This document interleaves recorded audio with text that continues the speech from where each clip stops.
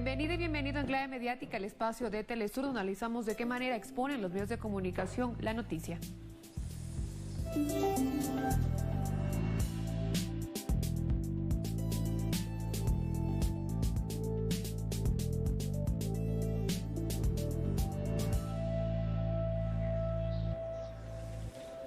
Empezamos de inmediato este recorrido y analizamos noticias empezando con Bolivia, con la portada del diario Los Tiempos, diario de Cochabamba, que hoy señala un escándalo que debería ser claramente divulgado a nivel internacional, más aún por el impacto que involucra a la actual presidenta de facto de Bolivia. Gobierno admite contrato con empresas cuya página fue cerrada por Facebook. La crisis, esto habría sido parte de una investigación. Facebook anuló cuentas ligadas a la estadounidense CLS Strategies que difundía información favorable al gobierno. El Ejecutivo se contradice y la justicia indagará en ese país. Asimismo, la presidenta de facto ha reconocido que se utilizó esta campaña durante el golpe de Estado contra el expresidente de Bolivia, Evo Morales, según Áñez, para recuperar la democracia. Pero ustedes se imaginan lo que significa que una autoridad reconozca que utilizó una campaña para destabilizar, pero sobre todo qué impacto tendría si otros dirigentes progresistas lo utilizarían. Lo vemos ahí en pantalla, lo ampliamos más adelante en el segundo bloque. Seguimos, pasamos a la tercera, diario chileno. Abrimos aquí el titular: el 59% de los hogares ha disminuido sus ingresos por la crisis.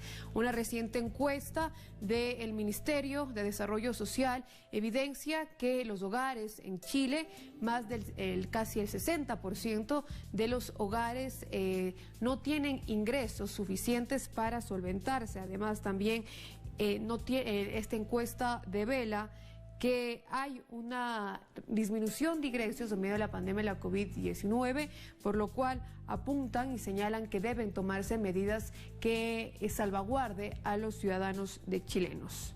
Además, también la tercera lo señala: el lento retorno de los vuelos al aeropuerto de Santiago. Esto también el lineamiento de diferentes países que ya han venido reaperturando sus actividades a raíz de la COVID-19. Parte de ello es la activación ya de aeropuertos internacionales. La tercera lo califica como un retorno lento. Eso habrá que ver de acuerdo al impacto que tiene cada país en relación a los contagios. Pasamos de portada, nos vamos al diario El Universo, diario privado del Ecuador, diario de derecha. ¿Qué dice El Universo? Expectativa por audiencia de casación que se inició ayer por el caso Sobornos. La Fiscalía ha calificado el caso como una estructura delincuencial conformada por funcionarios públicos y empresarios. Hoy 20 sentenciados y 16 en casación. La fiscal Diana Salazar dijo que ninguno de los acusados negó el delito de cohecho. Este caso, conocido y denominado por la fiscal como Sobornos, involucra al expresidente ecuatoriano Rafael Correa y al exvicepresidente Jorge Glass, a quienes se los acusa de haber cometido supuestamente el delito de cohecho.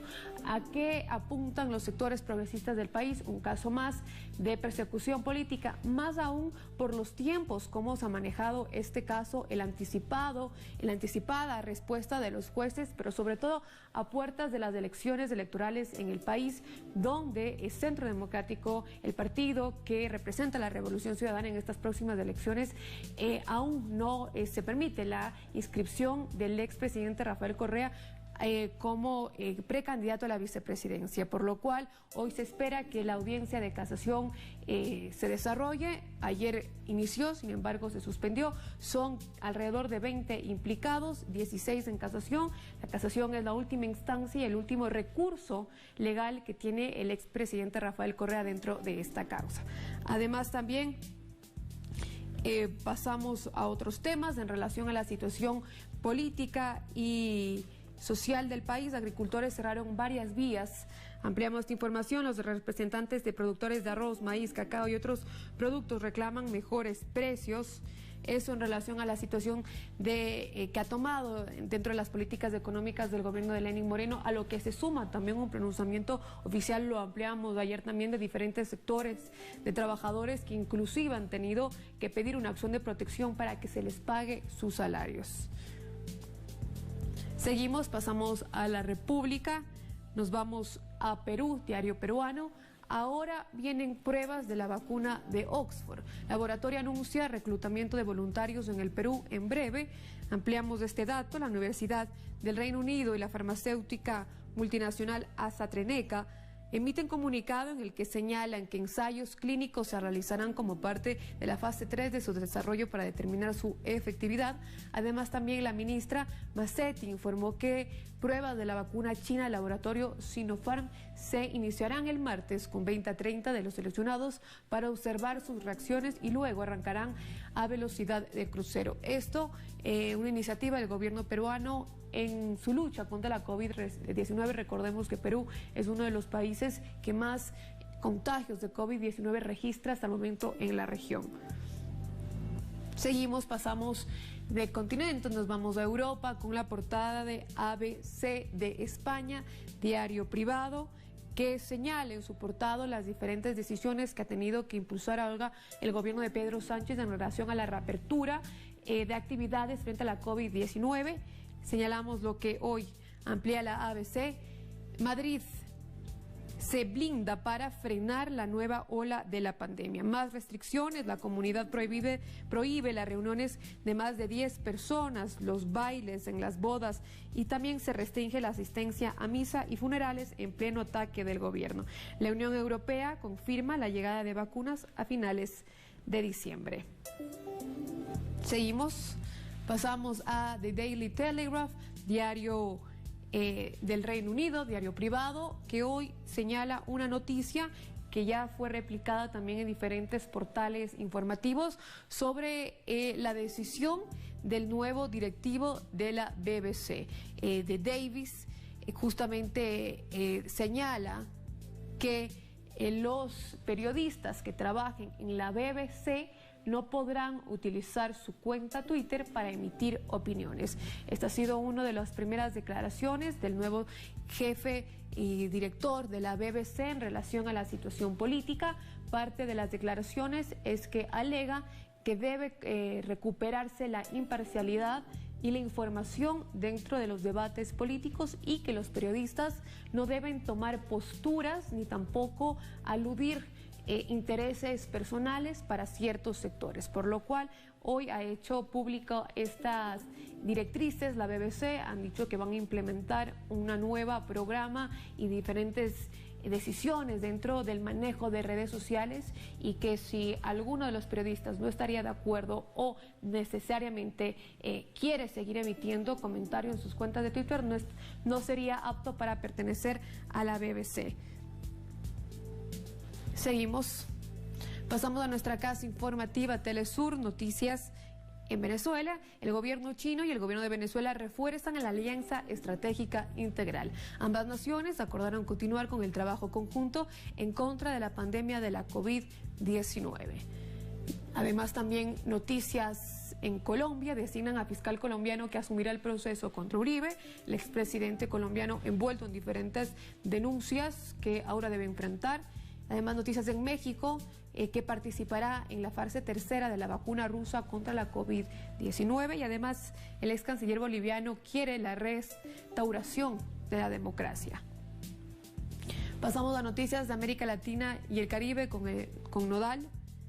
Finalizaron las elecciones en Jamaica sin distanciamiento social y además una de las más bajas participaciones ciudadanas en la historia de ese país. Noticias también en Estados Unidos, tropas de ese país en Colombia. El ministro de Defensa insiste en que no era necesaria dicha autorización y además también noticias en Bolivia. El candidato a vice de la presidenta de facto, Yanina Áñez, pide unidad de opositores del MAS, pero Camacho y Mesa critican al gobierno de facto. Noticias en Venezuela, Guaidó pide unidad de la oposición venezolana y el gobierno rechaza acusaciones de Estados Unidos sobre las elecciones parlamentarias. Y también noticias en Costa Rica, la expresidenta de ese país retira su candidatura del BID con críticas a Claver Carone y pide postergar las elecciones. Pasamos al portal independiente Hispan TV iraní. Noticias de ese país: Irán y Rusia iniciarían producción conjunta de vacuna contra la COVID-19. Los gobiernos de Irán y de Rusia abogan por cooperar para dar inicio lo antes posible al proceso de la producción conjunta de la vacuna rusa contra la COVID-19. Vemos ahí también alianzas de diferentes gobiernos dentro de la lucha contra la pandemia. Además, también noticias con France 24, que hoy señala la COVID-19 hoy. Brasil supera los 4 millones de casos de coronavirus. Vemos ahí la situación en el país brasileño, siempre recordando también la actitud que ha tenido y las políticas poco humanas que ha tenido el gobierno de Jair Bolsonaro para enfrentar la pandemia de la COVID-19. Y con esta información cerramos el primer bloque, nos vamos a la pausa y regresamos enseguida con más de Enclave Mediática.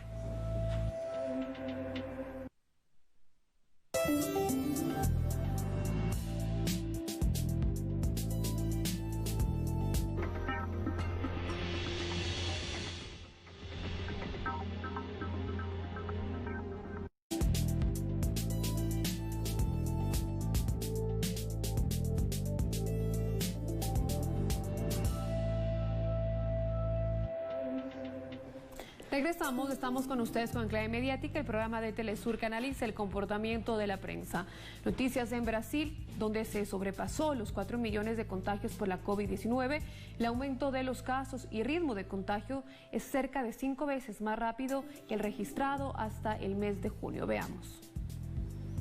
Brasil superó el jueves los 4 millones de contagios por el nuevo coronavirus desde el inicio de la pandemia, aunque muestra tímidas señales de ceder. Desde el primer caso registrado el 26 de febrero y el primer deceso el 16 de marzo, los balances llegaron a más de 4 millones de infecciones y más de 124.000 muertos, con un aumento de casi 44.000 casos y 834 fallecidos en las últimas 24 horas. Tras varios meses en una meseta con un promedio diario de más de 1.000 muertos, el gigante sudamericano registra una leve disminución desde fines de agosto. En la última semana, una media de 869 muertes y 40.000 contagios al día. Aún así, los habitantes de Brasilia intentan seguir con su vida diaria.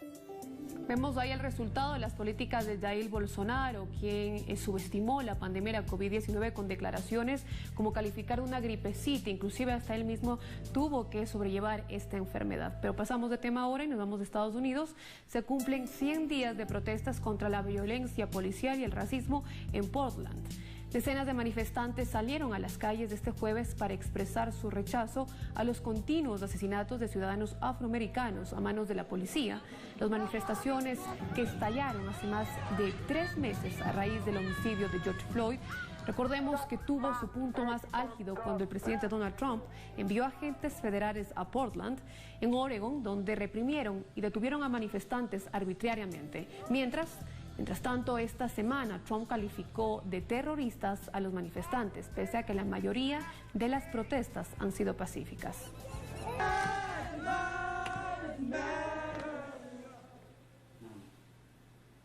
Veamos ahora la siguiente información. La gigante red social Facebook desmanteló una red de desinformación que, entre varias actividades en otros países, generaban material a favor del gobierno interino de Yanina Áñez. La información fue publicada el martes por diario estadounidense The Washington Post, que dijo que la compañía en un primer operativo capturó la red de 13 cuentas falsas y 12 páginas antes de que tuvieran la oportunidad de crear una gran audiencia.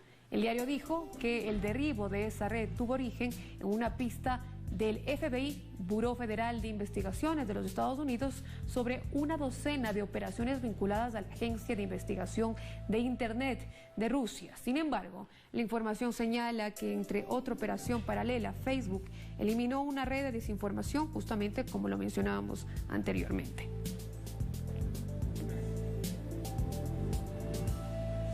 Avanzamos sobre esta empresa, veamos el siguiente tweet que publica Julian Macías Tobar, activista digital.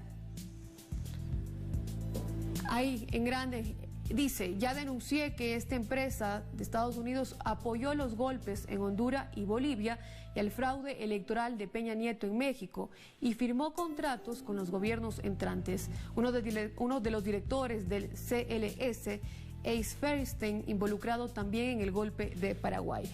Seguimos esta información, vemos ahí las imágenes. De hecho, sorprende cómo el tipo habla de las mejorías del país tras el golpe de Estado en Paraguay como si hubiera su país, en una entrevista concedida a uno de los medios más importantes del país y claro, cooperador en un golpe y en su blanqueamiento. Como lo revisábamos también en una de las portadas referente a la situación en Bolivia, vemos ahí también cómo la Strategies lo llama comunicación estratégica, pero en realidad es compra de medios y periodistas, instituciones de influencers y cuentas falsas en redes.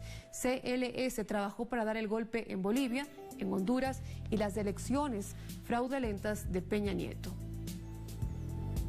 Claramente allí la información y lo que es importante también contextualizar y ponerlo en este debate regional es que qué ocurriría si un dirigente de otro país, me refiero a gobiernos que están alineados ahora con el neoliberalismo, harían este tipo de declaraciones y afirmaciones. Hemos visto el lawfare en la región donde diversas autoridades y estas autoridades son aún perseguidas por la justicia de diferentes países y lo vemos aquí, una declaración clara sobre el golpe al expresidente de Bolivia, Evo Morales, y ni una reacción de organismos internacionales, de organismos que según se dicen ser son defensores de la libertad de expresión y de la democracia. Y en este contexto también sobre la situación política, veamos lo que mencionó el ex canciller de Bolivia, Fernando Huanacuni, en nuestro programa En Clave Política. Pero quienes están generando este odio, no solamente a través de quienes detentan hoy el poder, sino de periodistas a título de institucionalidad, de apoyo al gobierno que ahora detentan, pues están generando un odio, y ese odio se lo siente en la calle, cuando por el color de la piel, por la actitud, por usar nuestros símbolos como la huipala, por hablar el aymara, por ser del instrumento político para la soberanía de los pueblos, nos estigmatizan y persiguen. Y está generando un desencuentro lamentable social, que ese ambiente no favorece al proceso electoral, en la cual tiene que primar una madurez. Ahí escuchábamos también a uno de los representantes del MAS en relación a la situación que atravesaron, que siguen atravesando, pero sobre todo este intento del lawfare de eliminar cualquier participación política de los líderes progresistas en la región. Nos vamos a una segunda pausa y al volver lo más novedoso y curioso que expone la prensa mundial.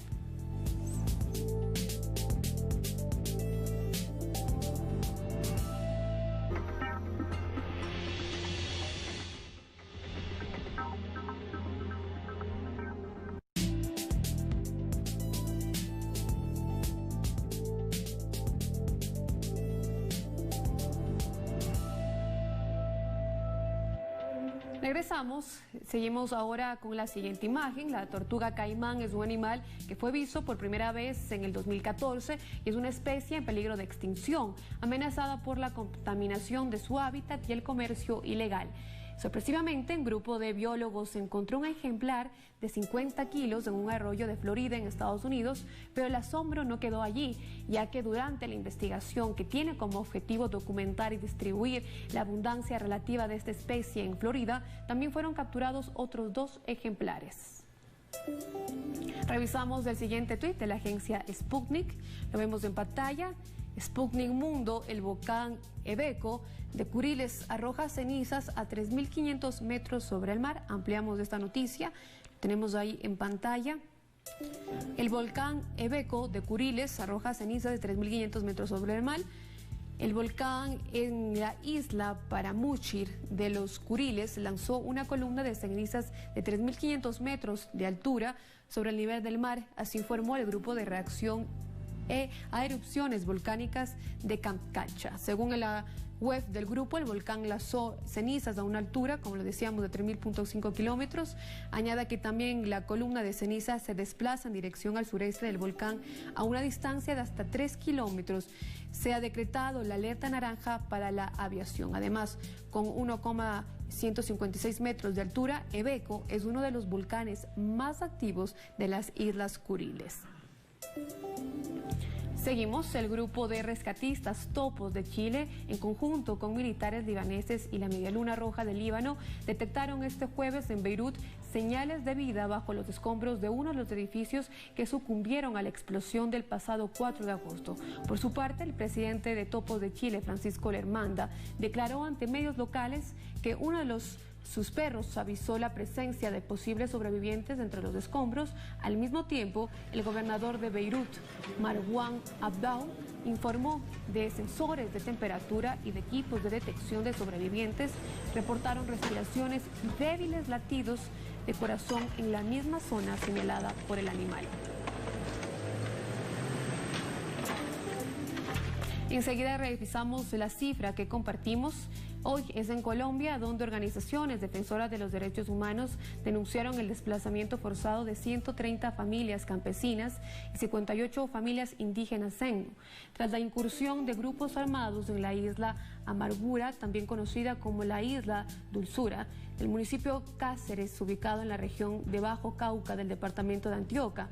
Según declaraciones de los propios comunitarios, los hombres armados les dieron la orden de desalojar sus viviendas y la isla, según el mayor general del ejército colombiano, Juan Carlos Ramírez Trujillo.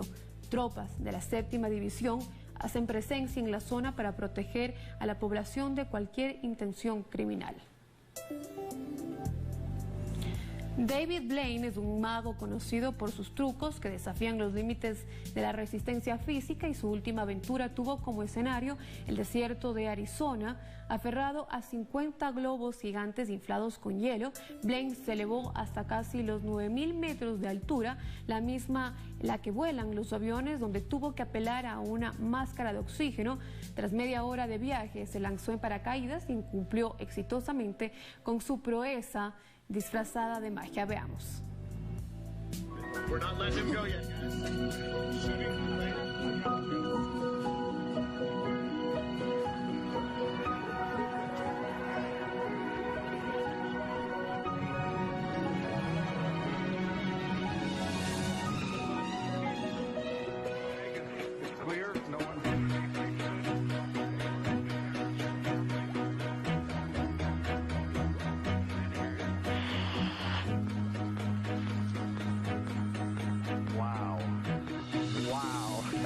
Amazing. How are you? Good, and you?